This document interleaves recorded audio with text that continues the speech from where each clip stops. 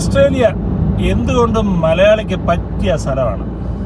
Middle ഈസ്റ്റൊക്കെ okay, middle east കുറച്ച് കാശൊക്കെ ഉണ്ടാക്കാം, ചൂടും ഒക്കെ കാര്യങ്ങളൊക്കെ ഉണ്ട്. പക്ഷെ അതിനേക്കാൾ ബെറ്റർ ജീവിക്കാൻ, സുഖമായി ജീവിക്കാൻ, അതാണല്ലോ നമ്മുടെ ഒരു ലക്ഷ്യം. എല്ലാ മനുഷ്യരുടെയും ലക്ഷ്യം അത് തന്നെയാണ്, സുഖമായി ജീവിക്കുക. അതിന് പറ്റിയ സ്ഥലം ഓസ്ട്രേലിയ. അപ്പോൾ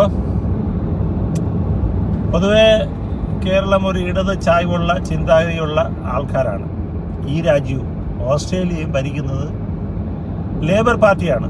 അവർ കമ്മ്യൂണിസ്റ്റുകാരാണോ എന്ന് ചോദിച്ചാൽ അല്ല, ഇടത് ചായ്വുള്ള, അതായത് ലേബർ ഓറിയൻറ്റഡ്, അതായത് അടിസ്ഥാന വർഗം, തൊഴിലാളി വർഗത്തിന് അനുകൂലമായിട്ടുള്ള ഭരണമാണ് ഓസ്ട്രേലിയയിലുള്ളത്. ഓസ്ട്രേലിയയെ സംബന്ധിച്ച് 8 സ്റ്റേറ്റുകളുണ്ട്. അതിൽ 6 സ്റ്റേറ്റും 2 യൂണിയൻ ടെറിട്ടറിയും, നമ്മുടെ നാട്ടിലെ പോലെ തന്നെ ഏതാണ്ട് അതുപോലെ തന്നെയാണ്.